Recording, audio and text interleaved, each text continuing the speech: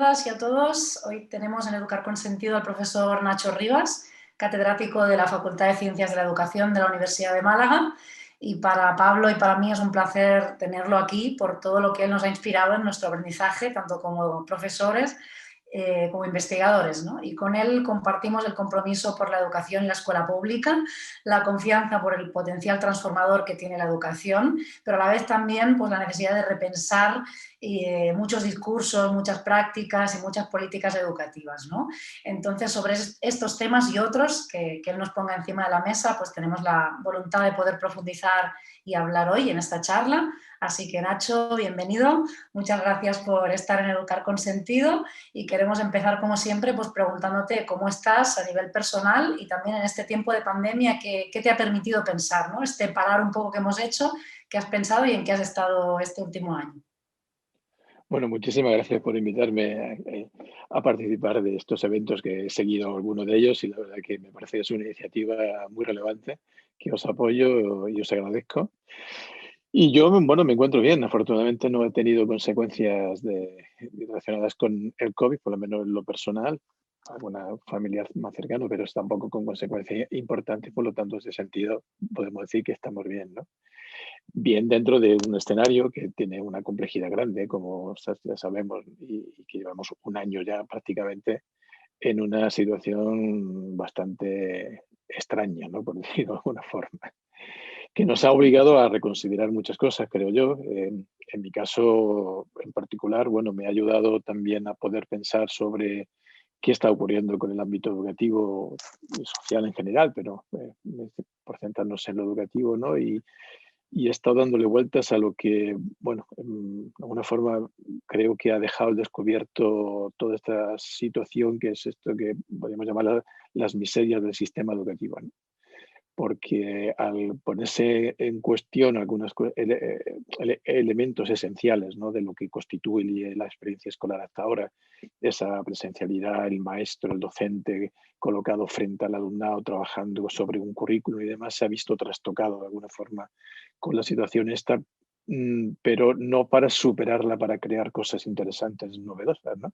Sino justamente para evidenciar eh, lo que esto tiene de un sistema obsoleto en muchos casos, caduco, con relaciones muy estructuradas en torno a una idea de currículum muy particular, en el que no se ha mirado sobre el bienestar del alumno, así como norma, ¿no? En algunos casos, evidentemente sí, pero como norma, todo lo que se ha ido organizando no ha tenido en cuenta el bienestar de el alumno o la alumna, sino justamente eh, eh, cómo tiene que evaluarse, cómo tiene que recuperar los contenidos que no está dando, cómo, digamos, recuperar lo que no se ha dado. Es decir, todo ese tipo de cuestiones que yo creo que lo único que hace es demostrar que la ideología subyacente del sistema escolar hasta ahora, en este momento, estaba muy focalizada solamente en lo curricular, en el control y la evaluación, ¿no?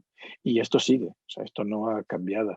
La vuelta al cole, después del tiempo de encierro y confinamiento, ha sido una vuelta a lo mismo, en el que lo único que se ha procurado ha sido cómo solventamos la situación con los estudiantes para que la presencialidad no sea costosa en la salud y demás, pero no se ha tenido en cuenta, insisto, en lo que yo creo que es fundamental, el bienestar del chico y de la chica, de los alumnos y las alumnas, ¿no? Que consiste en más cosas, consiste en el cuidado de lo que está ocurriendo con la situación, o sea, qué sentido tiene la pandemia en su vida. O sea, no olvidemos que esto es un año, la vida de chicos y chicas que tienen una edad todavía muy corta, ¿no? Y por lo tanto les está afectando, les puede llegar a afectar en sus procesos constitutivos de sus identidades y digamos, su presencia en lo social y demás de forma muy importante, ¿no? Entonces, si no hay un cuidado de eso, yo creo que hay una posibilidad clara de que la escuela deje de dar respuestas a nuestros estudiantes, ¿no? Y las respuestas se busquen por otros lados. Entonces va a ser un elemento más para reflexionar sobre la obsolescencia programada de la escuela, ¿no? De alguna forma. Nacho, bueno, la pregunta que te íbamos a hacer, en parte la respondes, pero voy a ir un poquito más allá, porque te íbamos a preguntar si es justamente la pandemia el detonante, ¿no? Si es que es el fenómeno social que hace más visible esta necesidad de transformación que tiene el sistema educativo, pero también te pregunto por qué tiene que haber una pandemia para que nos demos cuenta de esto. O sea, cuando el diagnóstico que tú dices, que tú llevas años diciéndolo aparte, de pronto se exacerba en la pandemia, pero o sea, tendremos que esperar otra pandemia para realmente aprovechar esta posibilidad de transformación. ¿Tú crees que ya la perdimos, esta oportunidad, ¿no? de sacarla? Porque claro, te escucho recién un poco desalentado con lo que fue la vuelta a clases, ¿no? Como que al final Sí. pareciera ser que no, los que nos inspiramos y nos ilusionamos que quizás esta era la nueva chance, al parecer nos tenemos que quedar con las ganas. ¿Por qué tienen que pasar pandemias para que nos preguntemos esto?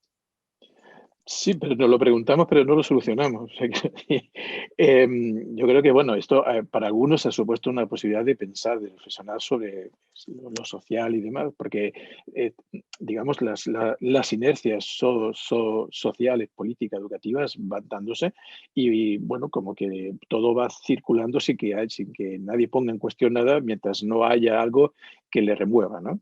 Y esto en la sociedad, pues lo estamos viendo, o sea, nos están colando constantemente recortes en derechos, recortes en, digamos, en cuestiones básicas de nuestra vida, en cuestiones laborales, participativos, etcétera, etcétera, y no pasa nada mientras no haya algo de suficientemente gordo que nos altere, ¿no? La pandemia vino a ser esto, de algún modo, pero no para que nos renovásemos y buscásemos las alternativas.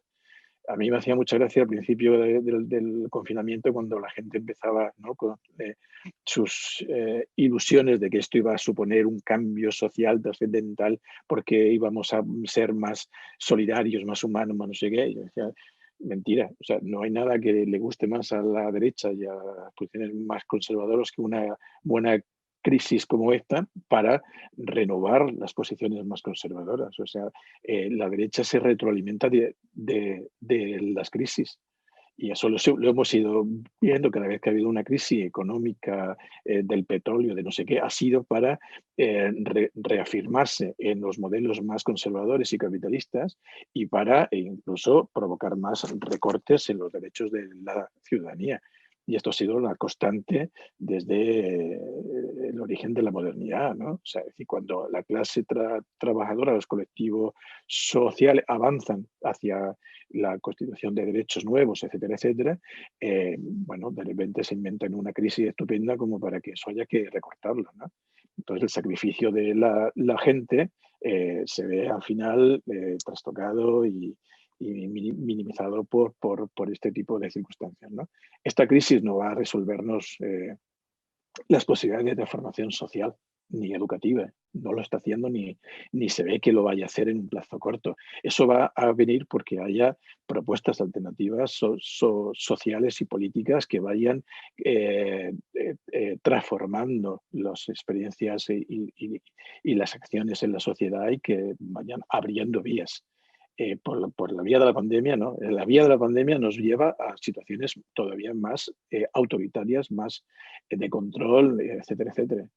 Yo creo que toda la forma de tratar la pandemia, bueno, ha sido una opción internacional. O sea, yo creo que aquí no es una cuestión de un gobierno español u otros, ¿no? Yo creo que esto ha sido una cuestión internacional, pero porque internacionalmente estamos dentro de una eh, política neoconservadora, neoliberal, que son los neoliberales que están justamente acaparando y colonizando cada vez espacios más amplios de la sociedad, ¿no? Lo último ha sido el colonizar los espacios de la subjetividad, los espacios de la intimidad, yo que lo estamos viendo, ¿no? En programas de televisión, en los ámbitos como intervienen en la construcción de las subjetividades, etcétera. Todo esto lo estamos viendo.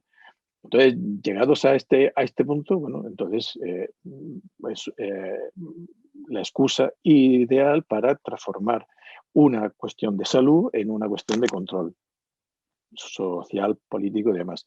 Es una opción que yo creo que tiene que ver con esta configuración hegemónica internacional, ¿no? Por eso digo que no es una cuestión solamente nuestra. ¿Que se podía haber hecho de otra forma? Yo creo que se podía haber pensado otras alternativas que no hubiesen implicado solamente el control de los derechos de las personas. Lo que pasa es que sí es cierto que una vez que estamos en el baile ya hay que jugarlo. O sea, es decir, que ya esta ha sido la opción que se ha planteado, que podía haber sido discutida en el principio, pero ahora tenemos que terminar digamos, el baile como lo tenemos, porque si no, sí que ya se trastoca todo, ¿no? Pero que evidentemente la política ha sido muy de restringir los derechos, y el problema siempre no es que coyunturalmente haya que hacerlo por una cuestión, en este caso de crisis de salud y demás, es cómo se recupera luego eso. ¿Cómo lo recuperamos? Cuando pase la pandemia, ¿cómo se recupera la posibilidad de que sigamos siendo sujetos participativos, democráticos, activos, etcétera, etcétera, cuando durante un tiempo largo hemos estado sometidos a una lógica de control? Necesito justificada o no, pero esa ha sido la situación. Entonces, a mí lo que más me preocupa ahora eso es la salida, lo que decía. Hemos vuelto al cole y no hemos cambiado nada. Pero no hemos cambiado nada hasta el punto de que hasta los padres y madres, sobre todo en la secundaria, están reclamando más recuperación de contenidos para que lleguen a la selectividad más preparados, porque si no, ya empezamos ya con las comparaciones, porque la privada está haciendo, bueno, más despacio, ¿no?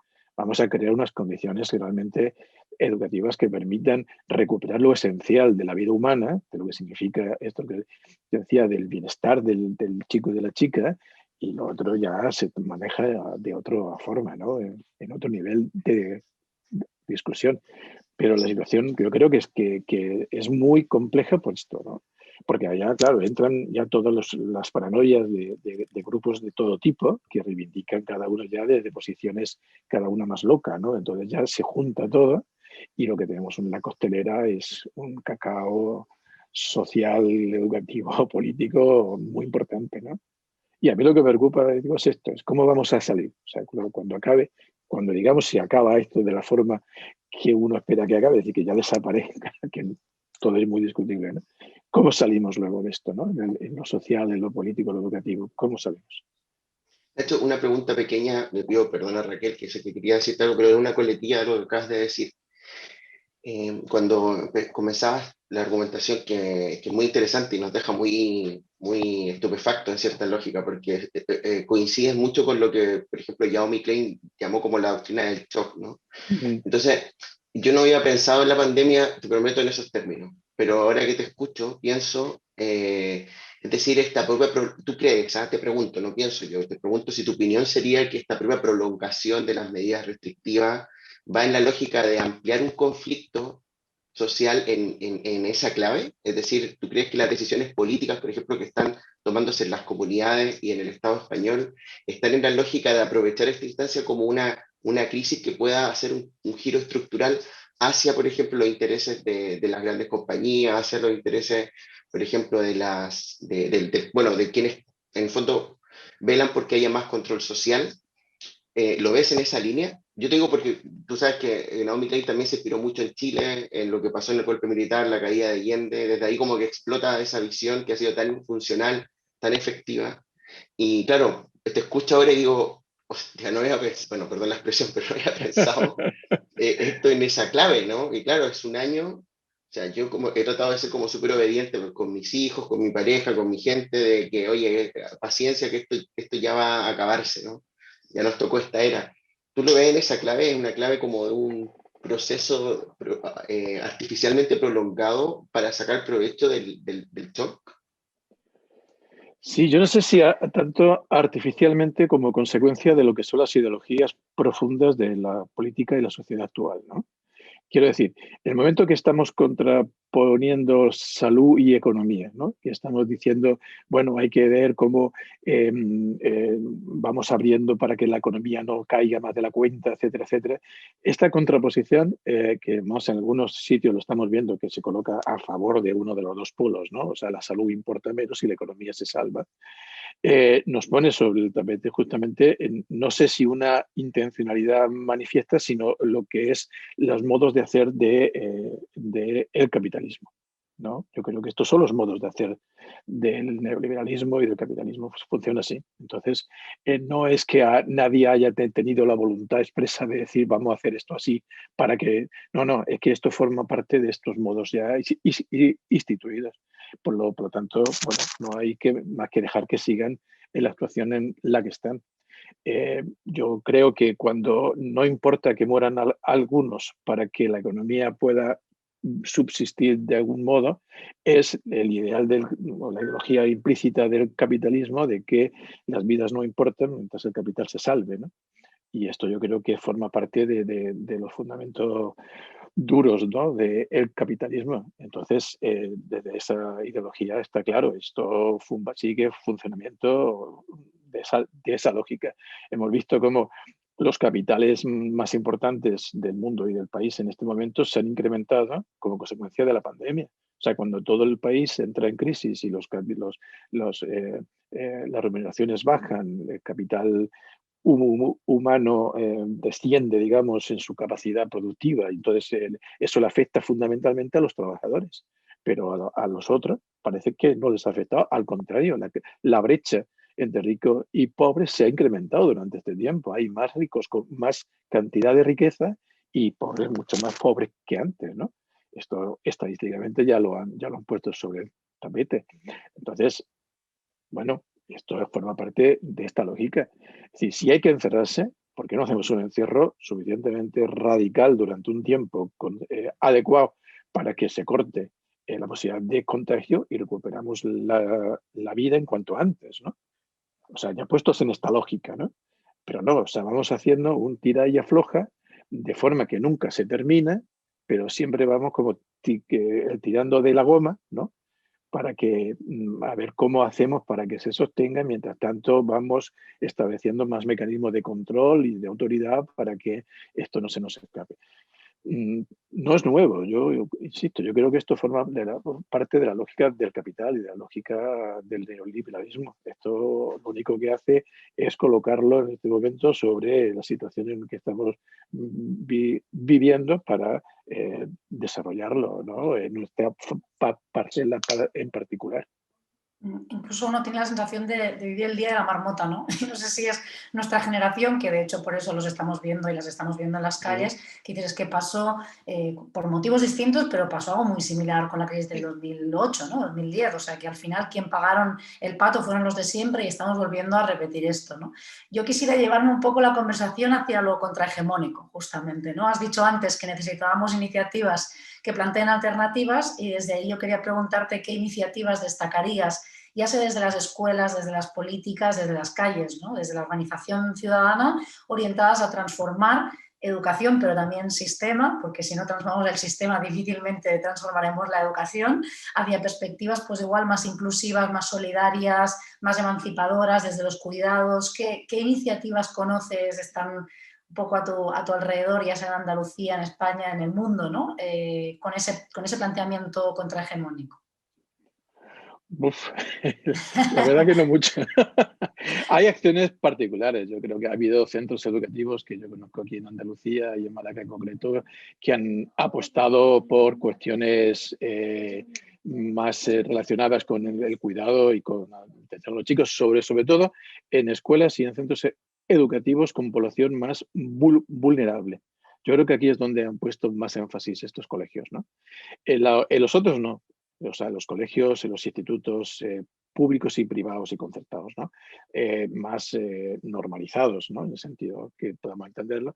Estos han optado más por lo curricular y por la evaluación y por todo este tipo de historias, ¿no? Entonces, las experiencias que he conocido están más en este ámbito de la vulnerabilidad, donde sí hay algunas experiencias que hemos visto de coles y profesores y profesoras que han dado un giro a la cuestión y durante la pandemia han estado intentando mantener una atención al alumnado desde otra posición, dejando el colegio a disposición de la comunidad, abriendo la posibilidad de los wifis para el centro, haciendo otras cuantas cosas, ¿no?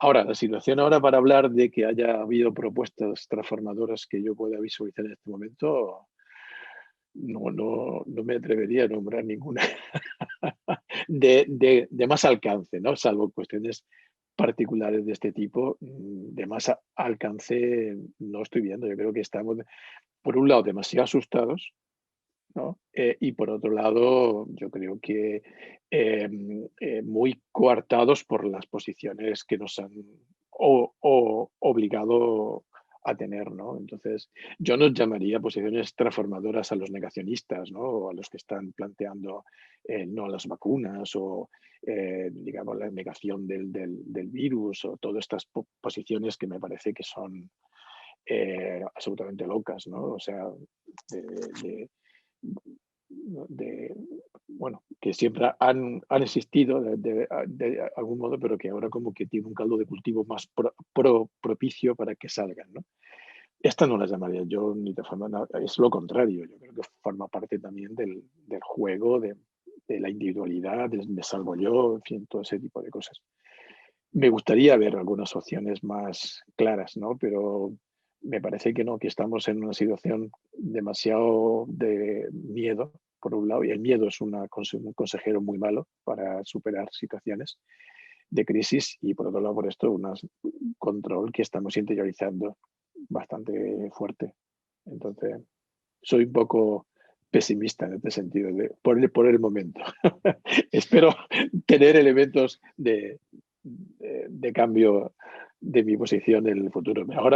Ahora mismo yo no estoy viendo que haya una capacidad de transformación en la gente. Nacho, pero tú eres una persona que lleva años en la Universidad Europea, en la Universidad Española. Voy a profundizar en lo que, o sea, voy a seguir la propuesta de Raquel de llevarte a tu campo y al nuestro también, al que queremos que sea el nuestro, ¿no? Y que queremos compartir también. Tú llevas años situado en la Universidad Española, abordando tu propia perspectiva, desde de tu propio rol como investigador, en tu propio rol docente, la perspectiva de la decolonialidad. Entonces, yo aquí quiero preguntarte dos cosas. Una, ¿qué te llevó a abordar ese enfoque? Más allá de que, lo digo por la gente que nos está viendo, porque yo sé que tú estás dando, por ejemplo, hace unos meses una clase inaugural en la Universidad de la Patagonia en Argentina, ¿no? O sea, en el fondo tú estás conectado con Latinoamérica y con cierta base del pensamiento crítico del sur global, de colonial. Pero primero, ¿qué te lleva a ti a abordar en una universidad española ese enfoque? ¿Por qué para ti es interesante ese enfoque cuando la inercia pareciera ser otra, históricamente, ¿no? Y luego, porque también con Raquel hemos percibido que existe, no digo una moda, pero digo que hay como una tendencia a que todo es decolonial ahora y hay que ser decolonial, ¿no? O sea, entonces, ¿tú, a qué crees que se debe esa inercia? Si no sé si la compartes primero, ¿no? Que ahora se está hablando gente que tú hace 5 años jamás te hubiese imaginado que pudiese darle este frame a su propia ejercicio y ahora están muy decolonial. Y lo otro, y esta es la última pregunta, pero todo es la misma respuesta, ¿no? ¿Qué es para ti la decolonialidad hoy? O sea, ¿cómo definirías, por ejemplo, si yo le tuviese que mostrar a un estudiante, mira, Nacho Rivas define la decolonialidad de esta manera? ¿Cuál sería tu definición de decolonialidad? Entonces, sintetizo, ¿qué te llevó a la decolonialidad a ti como frame? Segundo, ¿por qué crees que esto está tan en boga hoy en día? Y tercero, ¿qué es para ti la decolonialidad? Sí, yo llego hace tiempo por vías muy distintas, quizá a la que puede ser el conocimiento de la realidad latinoamericana. Llego a partir de trabajos de investigación, en este caso en Senegal, ¿no? En África. Trabajando con una compañera de francés que justamente su especialidad es, digamos, el mundo francófono africano, y surge la posibilidad de investigar sobre una escuela normal en Rufisque, que es, bueno, al lado de Dakar, y me propone el investigarlo, porque bueno, había toda una historia de una maestra francesa que funda esta escuela para señoritas de origen africano, o sea, de familias africanas y demás, ¿no? Y ahí, empezando a revisar toda, digamos, la historia de esta escuela y lo que fue la presencia de Francia, de la colonia, en la colonia de Senegal y cómo se van configurando las cosas y demás, bueno, me tropiezo con bibliografía que hace un aporte, creo que para mí fue trascendental en este caso, que fue el pensar la escuela justamente como un proceso de colonización de las clases populares. En este caso no empiezo pensando en cuestiones indígenas o en cuestiones de pensamiento indígena y demás, ¿no? Sino es leyendo a Corney, un sociólogo crítico, sus trabajos son de los 70 a los 80, donde plantea justamente cómo la constitución de los sistemas educativos tiene que ver con procesos de colonización de las clases populares por parte de, digamos, la burguesía, ¿no? De los que manejan el capital y demás. Eso es lo que a mí me da vueltas y me empieza a hacer pensar en torno a esta idea de la colonización. Es decir, en mi investigación anterior yo tenía claro lo que son las culturas distintas en función de clase, en función de género, etcétera, ¿no? O sea, creo que las clases sociales constituyen culturas distintas porque tienen experiencias sociales, políticas distintas y por lo tanto hay configuraciones ideológicas y prácticas que son distintas. Las relaciones de poder establecen ya una serie de relaciones con las culturas donde unas son dominantes con respecto a otras y demás. Pero a partir de leer a Corney, como que caigo de alguna forma en esta idea de que no solamente son procesos que tienen que ver con una cultura predominante y otra, digamos, más subordinada, sino que ya empieza a entenderlo en términos de colonización, ¿no? Porque la colonización nos lleva a pensar en sistemas de dominación más complejos, que tienen que ver ya con cuestiones de construcción ideológica, de construcción de sistemas de pensamiento, de prácticas, etcétera, etcétera. Es más que simplemente una cuestión de relaciones de autoridad o económicas, ¿no? Es mucho más que eso. Y como la escuela va constituyéndose como una forma de colonizar a las clases populares para formar parte de un sistema nuevo, que es el que se crea con la modernidad, y por lo tanto ser útiles, en este sentido también de la teoría de la subalternidad, no empiezan a ser subalternos y tal. Y por ahí es donde empiezo. Y empiezo a pensar también en la colonización aplicada a los procesos de formación de profesorado. Es decir, el profesorado como parte, la formación del profesorado como parte de estos procesos de colonización que tienen lugar en el sistema educativo, como el profesorado también es artífice de esta colonización. Y ahí es donde voy entrando. Y mi relación con Latinoamérica lo que hace, me abre todavía más la perspectiva, sobre todo con gente con la que empieza a colaborar allá, que trabaja con las comunidades originarias y empiezo también a entender lo que significan diferentes posiciones en la construcción de sentido de la vida y de las relaciones, etc. Y ahí conozco a otro autor, a Rodolfo Kusch. Rodolfo Kusch, un argentino, antropólogo, filósofo, que es uno de los antecedentes ideológicos, por decirlo así, del movimiento de colonialidad y modernidad, y que me pareció que daba toda una perspectiva acerca de lo que significa las diferentes epistemologías sociales, es decir, la epistemología occidental como una epistemología de dominio, de colonización, etcétera, etcétera, frente a las epistemologías de otros grupos y colectivos que van constituyéndose desde otras posiciones, por experiencias de vida distintas, experiencias históricas, etcétera, etcétera. Bueno, y por ahí en un momento dado pues ya llego al movimiento modernidad y colonialidad y avanzo en la construcción de todo el pensamiento este. Entonces, lo mío es una apuesta por intentar ir construyendo una idea de la colonialidad, no solamente en torno a procesos que tienen que ver con comunidades indígenas, sino que tienen que ver con procesos civilizatorios, económicos, de relaciones de poder centrados en el patriarcado, en el capitalismo, etcétera. No, que coincide además con una de las propuestas que se hacen desde el movimiento de modernidad colonialidad, ¿no? Y por ahí es donde voy entrando. Yo creo, me defino más que nada como una aprendiz en este instante de la decolonialidad. O sea, yo no me considero en este momento un experto de estas líderes. Al contrario, estoy intentando adentrarme en algo que para mí me parece que es importante porque forma parte de algunas intuiciones que nosotros ya íbamos viendo cuando trabajamos la perspectiva narrativa. En el sentido de que cuando nosotros entendíamos que las narrativas son formas de construcción de la realidad, claro, desde qué condiciones sociales, políticas, económicas, etcétera, vamos construyendo los relatos de realidad, nos posicionamos de diferente forma respecto a lo social, a lo educativo, etcétera, etcétera, ¿no? Entonces, nosotros no entendíamos la narrativa, hace ya mucho tiempo que trabajamos de este modo, no lo entendemos simplemente como una estrategia metodológica, una forma de construir conocimiento desde la investigación y demás. Lo entendemos más como un posicionamiento ontológico y epistemológico muy radical. Entendemos que la realidad se construye desde las narrativas que los sujetos vamos haciendo en los colectivos en los que participamos, ¿no? Y por lo tanto, claro, las relaciones de poder que se van dando, las relaciones de dominación, las hegemonías, etcétera, etcétera, van construyendo relatos de dominación, de poder, etcétera, ¿no? Entonces, nosotros estábamos ya en la posición esa. Digamos, entrar a formar parte del pensamiento decolonial es darle ya un sentido más amplio y colectivo a esto que estábamos percibiendo, ¿no? Y ahí es donde nos situamos, estamos en esta idea.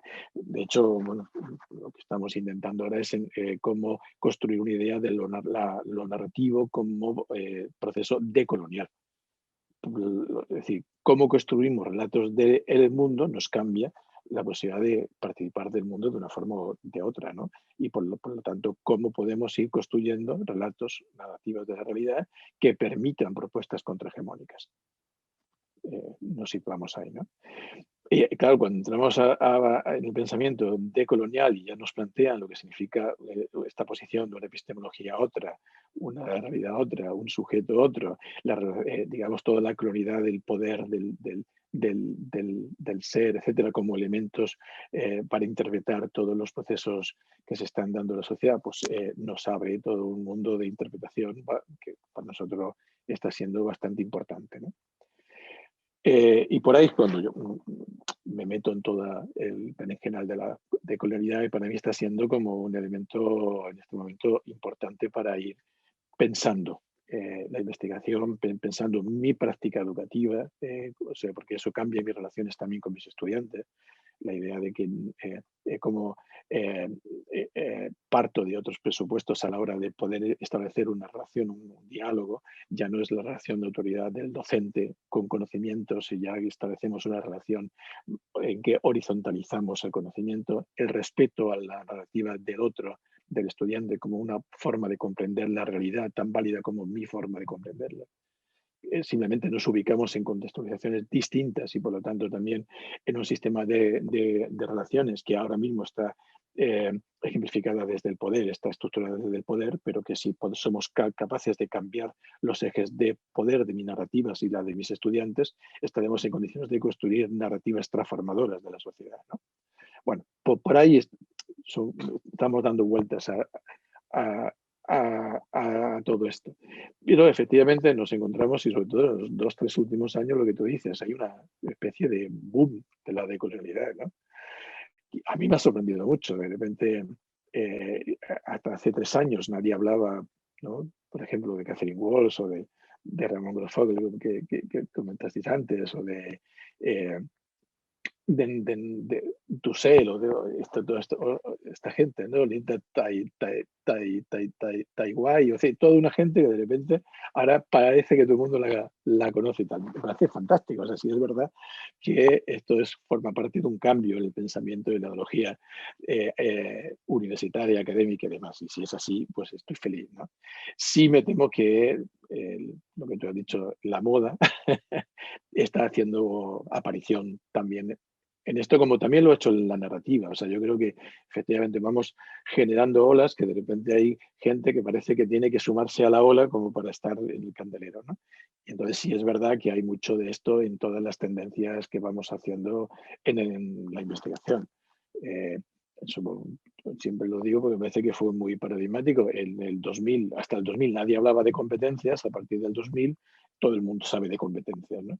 Bueno, pues esta es otra ola más. O sea que la narrativa, por lo que sea, está consiguiendo ocupar un espacio académico importante.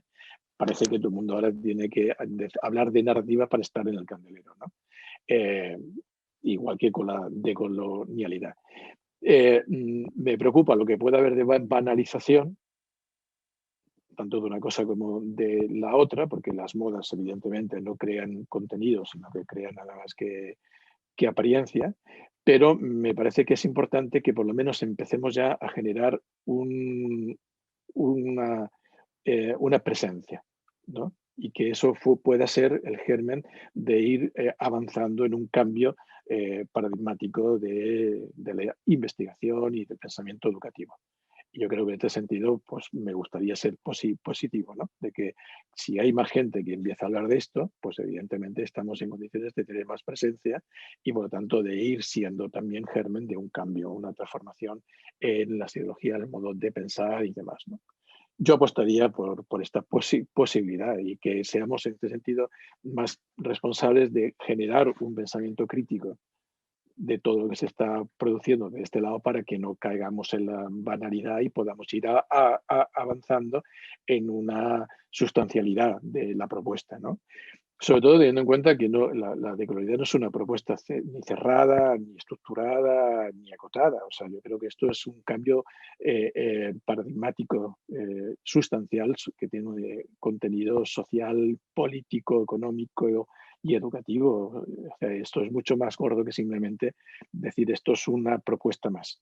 Y yo creo que la apuesta real de la decolonialidad es cuando hace esta planteamiento de no convertirse en otra posibilidad, sino convertirse en un cambio paradigmático de toda la configuración social, ¿no? O sea, ese hecho de poner el otro al final del sustantivo y no al principio, tiene que ver con el interés en demostrar o mostrar, en mostrar que efectivamente no es una alternativa más donde uno pueda escoger, sino que es un cambio de mentalidad, un cambio de paradigma social, político, ideológico, cultural, étnico, etcétera, ¿no? Y eso es lo relevante, porque eso cuestiona todos los ámbitos del conocimiento, todos los ámbitos de lo social, ¿no? Y entonces el focalizarse sobre las cuestiones más importantes, como ese, bueno, todo el planteamiento de la colonialidad, del poder, del ser y del hacer, ¿no? O sea, que yo creo que son los elementos que realmente nos van a cambiar y poner los ejes reales de la transformación en el capitalismo global, en el patriarcado, en la blanquitud como concepto civilizatorio, ¿no? Y saber que los ejes donde hay que poner el foco están ahí. Y por lo tanto, cuando hacemos investigación, cuando trabajamos en educación con estos estudiantes y tal, tenemos que tener claro estos tres ejes, porque están muy presentes en las acciones que tenemos. Y por lo tanto, tenemos que ir deconstruyendo lo que hacemos y decimos que tiene de colonización desde el poder, desde la blanquitud y desde el patriarcado. Y esto es un cuestionamiento constante. O sea, más que una propuesta de decir esto es lo que hay, es una forma de posicionarte tú. Y en mi caso, además, de cuestionarme cada cosa que hago en torno a estos ejes, ¿no? Entonces, para mí, cuando la pregunta de qué es la decolonialidad es esto, es una propuesta de cambio paradigmático global de toda la concepción de la sociedad, de la cultura, del sujeto, etcétera, etcétera, ¿no? Que no es una propuesta, insisto, estructurada, es una propuesta que construimos, pero que construimos a partir de tener claro cuáles son esos ejes sobre los cuales se está creando la hegemonía de la colonización, ¿no? Y entonces, cómo tenemos que ir cuestionando toda nuestra acción a partir de eso, ¿no? Claro, igual que has comentado esto, ¿no? Que cuentas y profundizas en cómo has ido decolonizando tus clases, que además te he leído y me gusta mucho cómo lo vas trabajando a partir de esta entrevista, ¿no? con estudiantes que tuviste.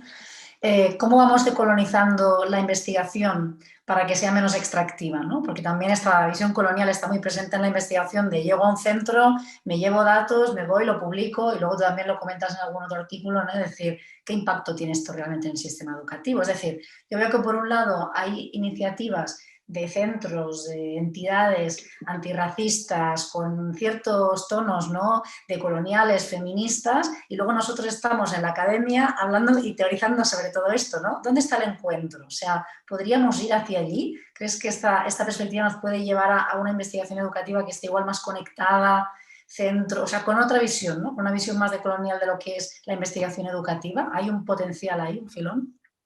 Sin duda, yo creo que sí. La apuesta de la propuesta decolonial en la investigación, sobre todo desde que estamos haciendo un planteamiento ontológico y epistemológico muy radical, tiene que tener unos efectos claros, ¿no?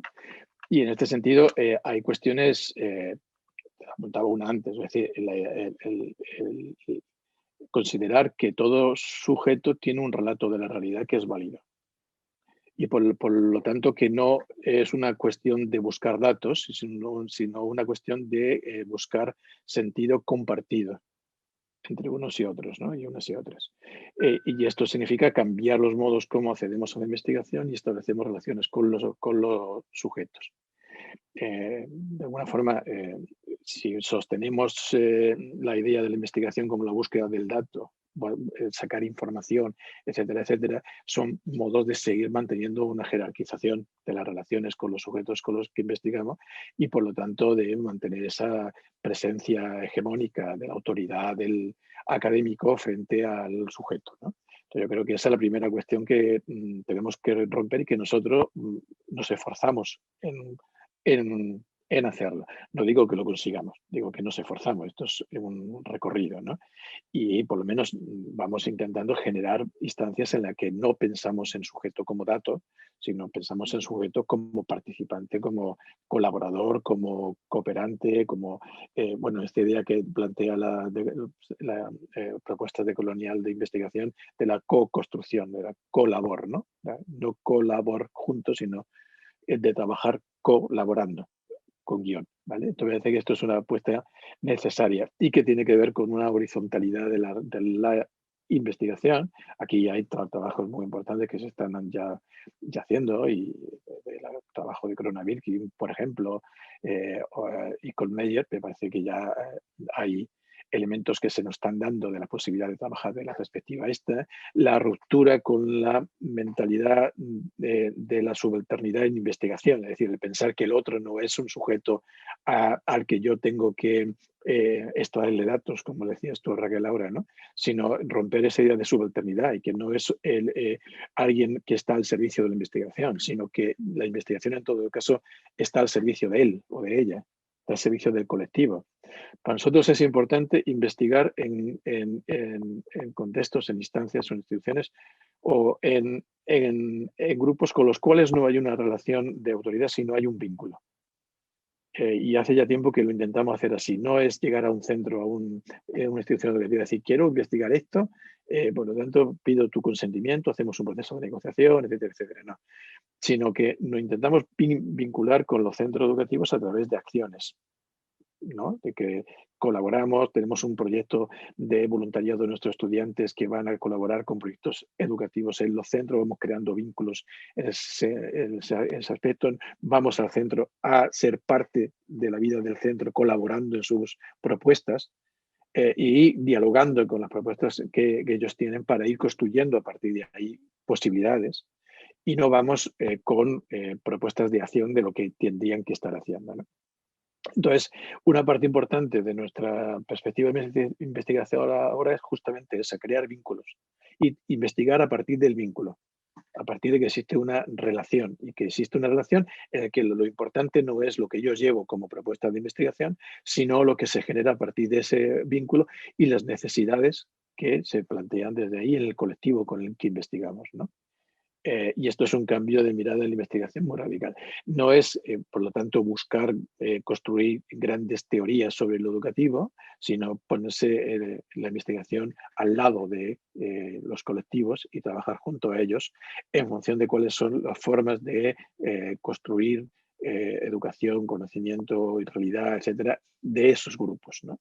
No nuestra, sino de esos grupos. Y ahí estamos, intentando que la investigación se vaya transformando en eso y rompiendo entonces con las jerarquías establecidas y demás.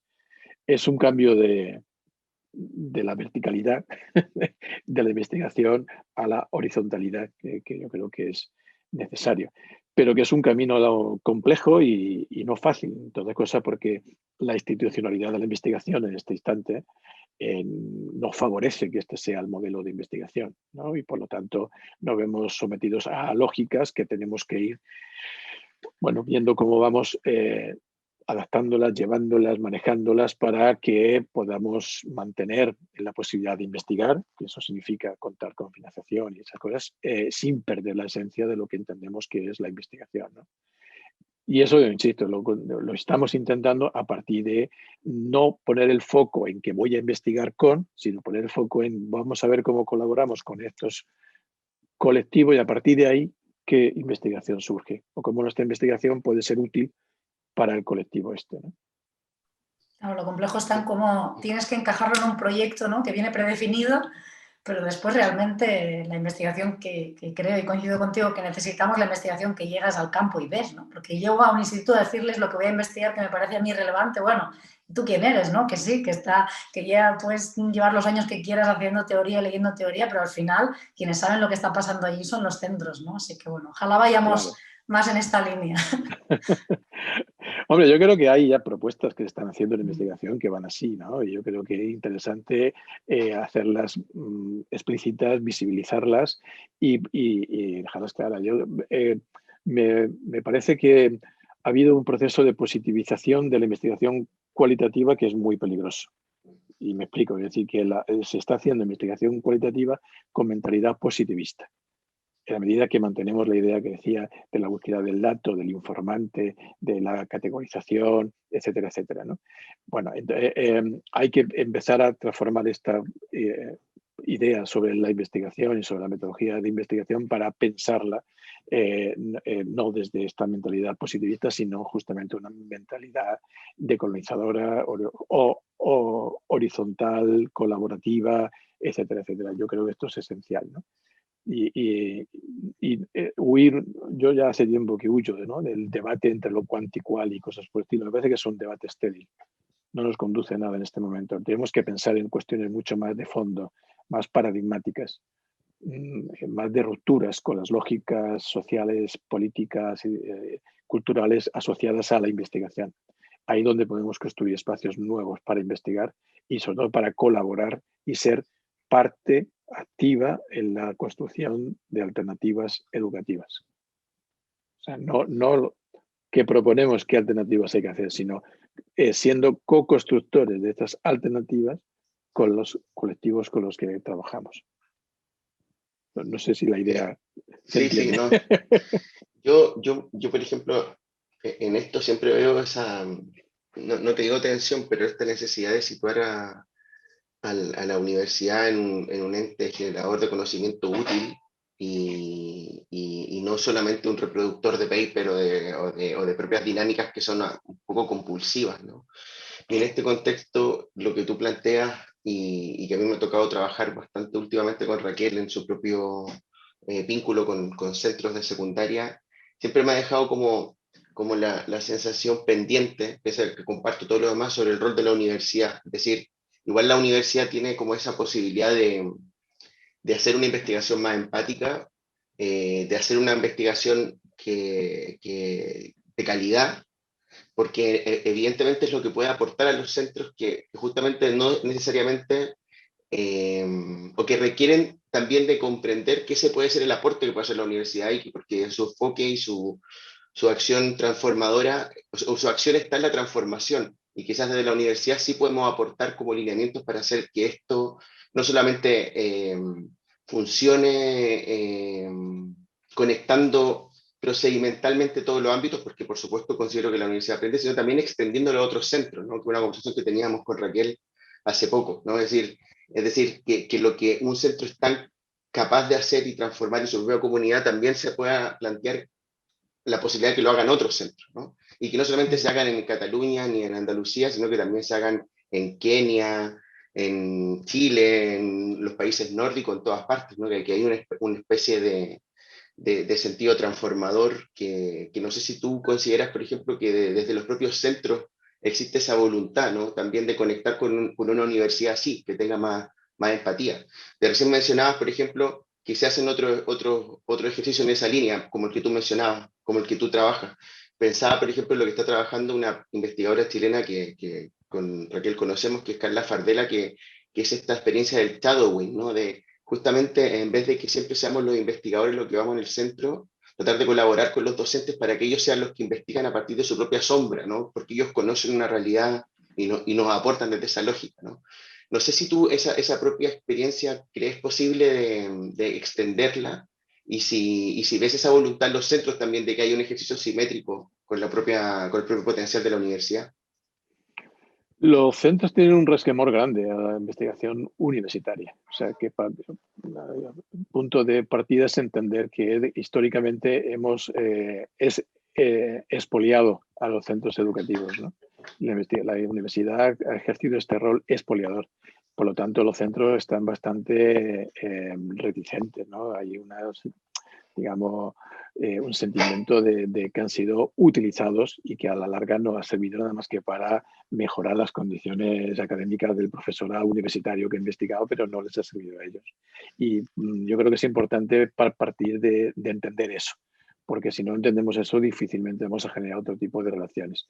Cuando consigues acercarte a un centro desde otro lado, esta idea de colaboración, de ponerte al servicio, de cómo trabajamos juntos, etcétera, te das cuenta de que efectivamente los centros tienen necesidad de contar con este apoyo. Estamos en un sistema educativo que cierra mucho a las instituciones, al profesorado, nos encierra digamos, cada uno en su aula, cada aula luego en su centro, en espacios muy herméticos, ¿no?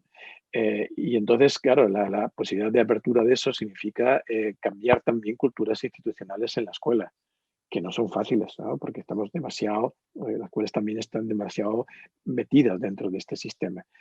Claro, llegar desde la universidad para generar otro tipo de cosas significa ponerte en principio al lado de estos profesores y profesoras que están dentro de este tipo de tradiciones, de estas culturas, etcétera, y que no puedes ir ni juzgando, ni etiquetando, ni cosas por el estilo. O sea, tienes que colocarte al lado.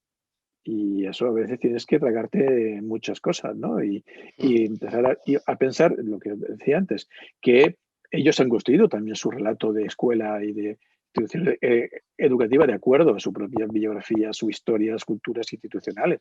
Y que ese es el relato que está funcionándoles porque es el que les da, digamos, sustento para su práctica diaria. Entonces, a partir de ahí, lo que tenemos que intentar es cómo vamos haciendo que los relatos contrasten, se pongan en diálogo para ir posibilitando una apertura de estos, ¿no? Cuando los centros perciben que llegamos desde la universidad con esta otra forma de entender las cosas, sí creo que se percibe digamos, el cambio. O sea, decir, bueno, efectivamente puede ser útil. La universidad puede sernos útil, ¿no? Y hay un cambio muy importante.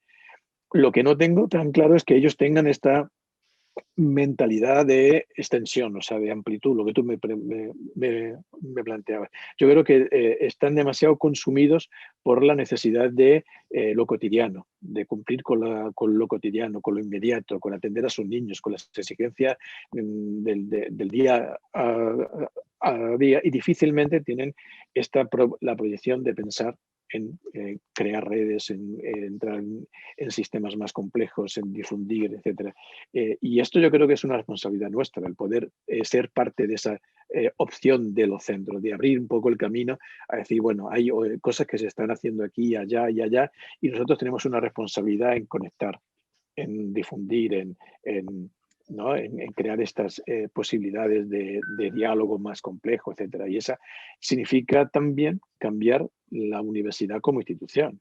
Sí, está feo que le exijamos a la escuela que cambie y que haga cambios estructurales muy importantes y nosotros sigamos todavía con una mentalidad mercantil, de carrera universitaria, de mérito, etcétera, etcétera, ¿no? Entonces creo que nosotros también tenemos que poner en juego nuestra propia lugar de confort universitario, ¿no? Nuestra establishment, y ponerlo en cuestión también en las relaciones que establecemos con los nuestros, ¿no? La posibilidad de publicar juntos, por ejemplo, no publicar nosotros o nosotras, ¿no? Los investigadores, sino publicar juntos con ellos. ¿Quiénes son los autores de las narrativas? ¿Nosotros o ellos? Y ellas, ¿no? Entonces, eso es una cuestión. Me parece que tenemos que cuestionarnos en la investigación y las relaciones que establecemos con los centros. ¿Quiénes son los autores y las autoras, ¿no? ¿De quién es el conocimiento que se produce ahí? ¿Vale? O sea, eso son cuestionamientos que tenemos que irnos haciendo para no caer nosotros también en una perspectiva colonizadora a través de la investigación, ¿no?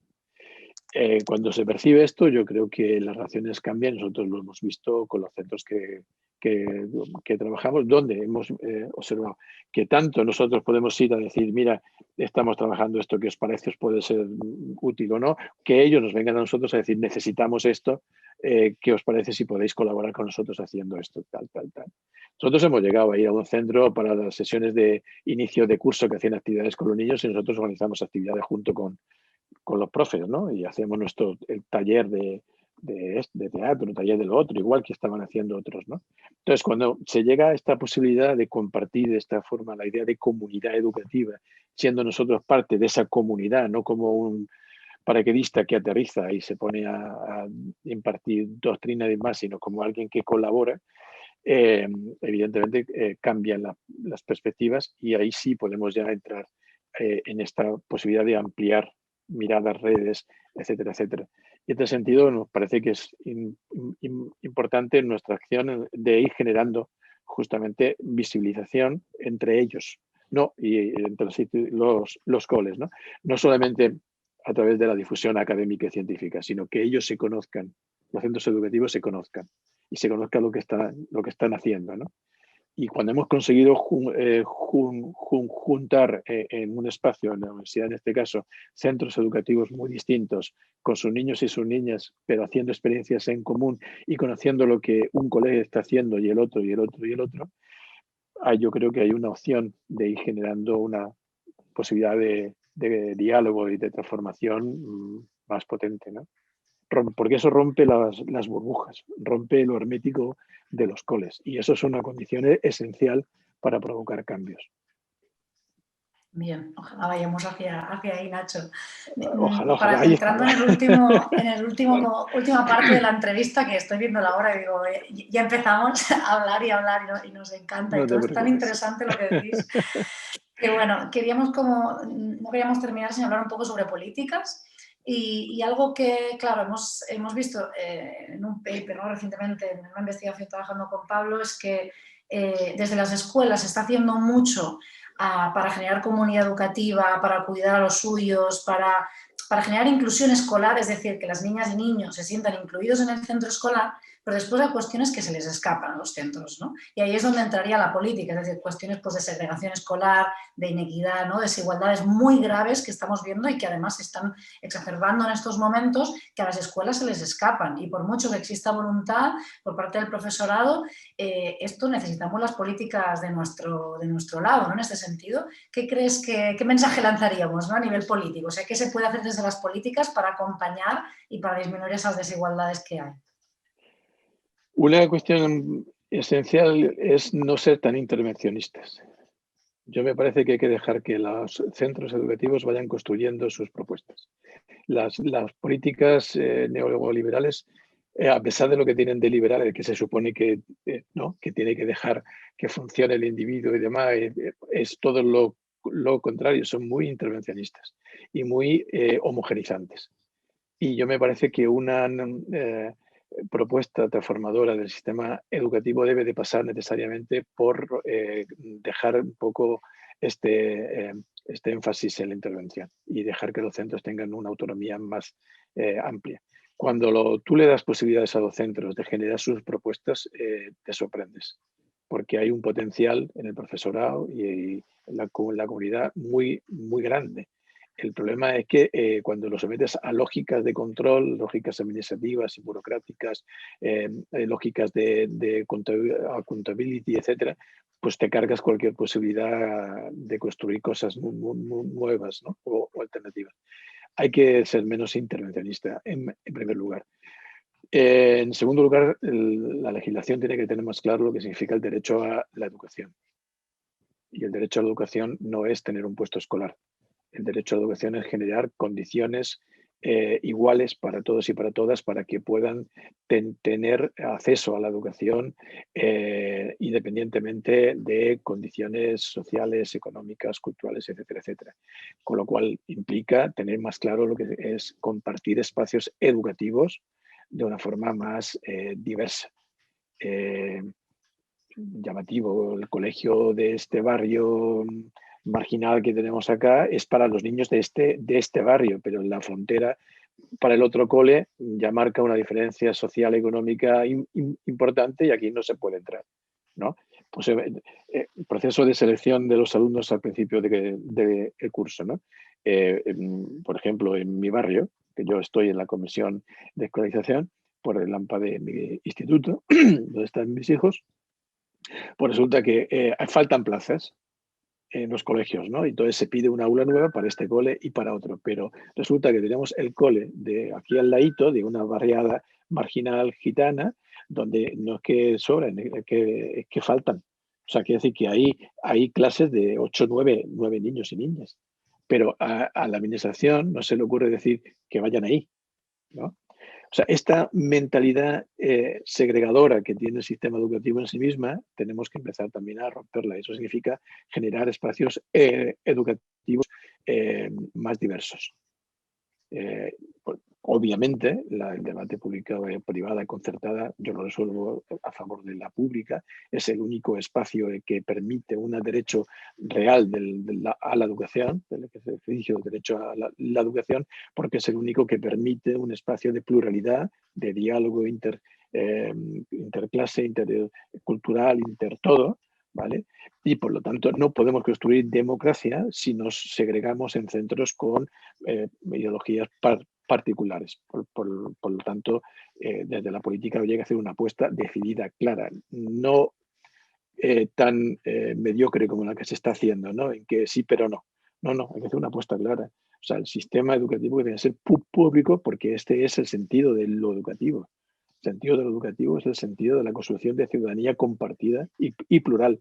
Y eso solamente se consigue en un espacio que comparte estos principios, ¿no? Y que tiene una diversidad cultural, económica, etcétera, en su centro, ¿no? Parece que esto es importante.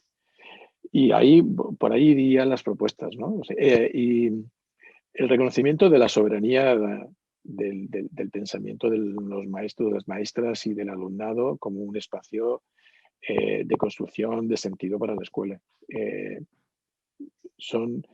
Los centros educativos, los maestros, las maestras son sujetos altamente dependientes en el terreno, digamos, del pensamiento. Porque les hemos creado un espacio muy determinista con el currículum. El currículum manda. Y el currículum es cerrado, el currículum tiene una estructura, tiene unos contenidos. Hemos generado un sistema de conocimiento muy curricularizado, es decir, muy hecho, muy predeterminado. Hay que respetar más la soberanía del conocimiento de la gente, ¿no? Y esto significa, yo creo, que empezar a pensar el currículum desde otro lado, y es desde las necesidades del niño o de la niña y no desde las necesidades de un sistema preestablecido de conocimientos, ¿no? El conocimiento se construye, no se transmite, no se reproduce, sino que se construye. Y se construye en comunidad, porque la comunidad tiene los componentes de la reconstrucción del conocimiento en un sentido amplio, ¿no? Por lo tanto, hay que empezar a pensar el conocimiento académico curricular de otra forma, no desde esta estructuración que tenemos ahora. O sea, por ahí apuntaría algunas cuestiones. No distraernos con las cuestiones de la religión, sí, religión no. En la escuela es evidente, o sea, la escuela republicana, laica, ¿no? gratuita y obligatoria es el origen del sistema educativo moderno y por lo tanto esta reivindicación tendría que estar clara hace muchos años. Si nos peleamos con esas cosas, que, insisto, debían de estar claras ya, pues evitamos tener que discutir sobre otras cosas más importantes. La derecha europea tiene claro que es laica. La derecha española es la única que se empeña en seguir con la idea de la religión en la escuela. Y esto es una aberración. Y eso no es lo esencial de la escuela. O sea, que el debate sobre los LOE se centre en eso, me parece que es distraer de las cuestiones más importantes. Y hay que ser más atrevido y generar un discurso educativo realmente progresista, transformador, de izquierdas, y no solamente sumarnos al discurso educativo hegemónico, ¿no? O sea, la política educativa tendría que ir por ahí, creo yo.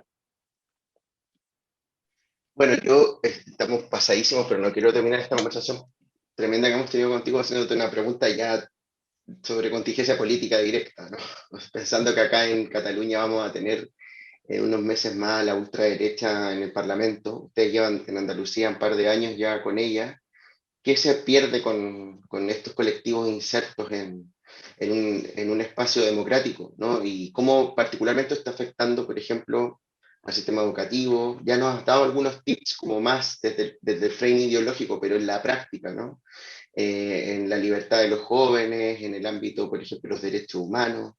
¿Qué ha sido para tu propia experiencia, desde tu expertise, sabiendo que abordan los temas que aborda, tener un espacio de gobernanza donde confluyen actores ultraliberales y ultraconservadores, ¿no? en un mismo espacio? ¿Cómo habéis hecho el activismo? ¿Cómo os imagináis la resistencia? ¿Cómo lo viven las escuelas públicas? Lo que quieras, Nacho. La situación se nos ha vuelto complicada. Complicada porque la derecha tradicional, digamos, el PP, está también viviendo una situación de complejo por el avance de Vox y por la situación que Vox está generando de reivindicación más dura y radical de las posiciones más neoconservadoras, ¿no?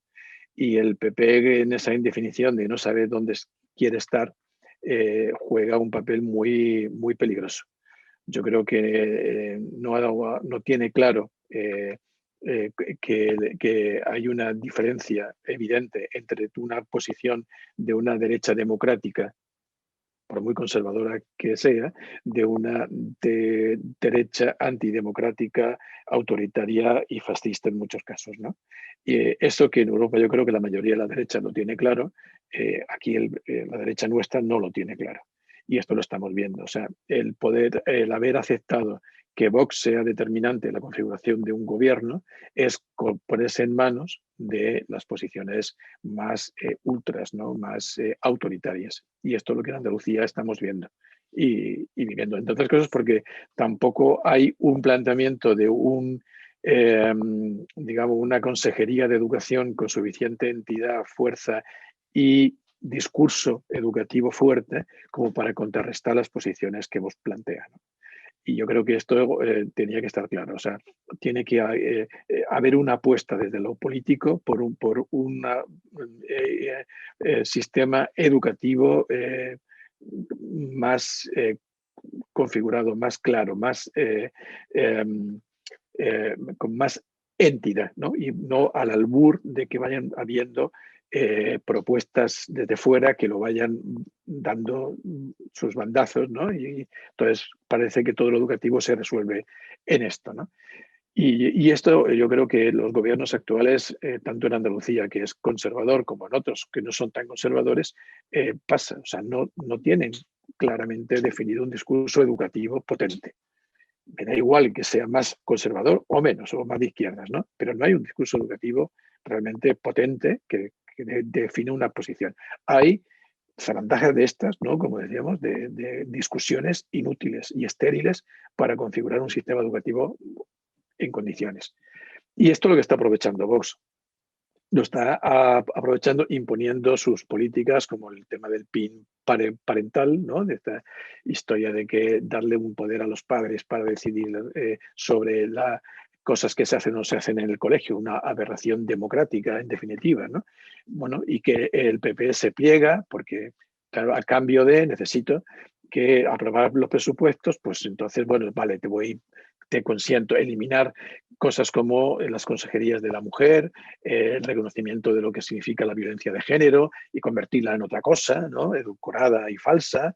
Todo ese tipo de políticas que el PP va incorporando, en algunos casos incluso con fervor y en otras a regañadientes, pero transige porque en definitiva lo que le interesa no es tanto crear un modelo social aceptable para todos y para todas, sino mantener un estatus, una posición de predominio, ¿no? Y esto es lo que estamos experimentando aquí en Andalucía. Vox ha impuesto una serie de políticas que están haciendo en este momento un daño importante en los derechos fundamentales de colectivos más vulnerables, como es las mujeres, como los inmigrantes, como son los jóvenes. O sea, las políticas de juventud están siendo tremendamente conservadoras y muy castigadoras, muy culpabilizantes sobre la juventud, ¿no? de responsabilizarle de todos los males del universo y cosas por el estilo. Entonces, ese tipo de cuestiones se está dando la política en Andalucía y que va trascendiendo a la cotidianidad, que estamos viendo. Sobre todo va ocupando espacios de pensamiento colectivo importantes, que es lo que más me preocupa. Yo creo que al PP, al hacer dejación de su responsabilidad como partido democrático, está dando pie a que haya más colectivos de gente que se suman a propuestas de Vox, justamente porque, bueno, pues tienen ese carácter tan explícito y tan rotundo, ¿no? Entonces, ante una situación de incertidumbre, uno se apunta a lo que le da más seguridad. Y lo que Vox está consiguiendo en este instante es dar esa seguridad a un cierto colectivo de la derecha de que hay realmente una propuesta clara y concreta sobre la cual se pueden estructurar las alternativas al socialismo o a propuestas más de izquierdas, ¿no? Y eso es lo que más me preocupa. Yo creo que las elecciones próximas en Andalucía pueden darle un susto al PP importante, pero no por parte del PSOE. ¿No? Yo creo que el riesgo aquí es que Vox consiga un incremento importante también a costa de Ciudadanos, evidentemente, que está casi extinguido, ¿no? Y lo estamos viendo, la entrada de Vox en Cataluña, algo que hace 2 años hubiera sido impensable, demuestra un poco este descalabro de las posiciones ideológicas de la derecha democrática, vamos a decir, ¿no? O sea, el PP, que se supone que estaría ahí. Y eso va a ser una responsabilidad que la historia tendrá que pasarle factura en su momento al PP por haber hecho la dejación que está haciendo de una posición democrática desde la derecha. Esa es su responsabilidad.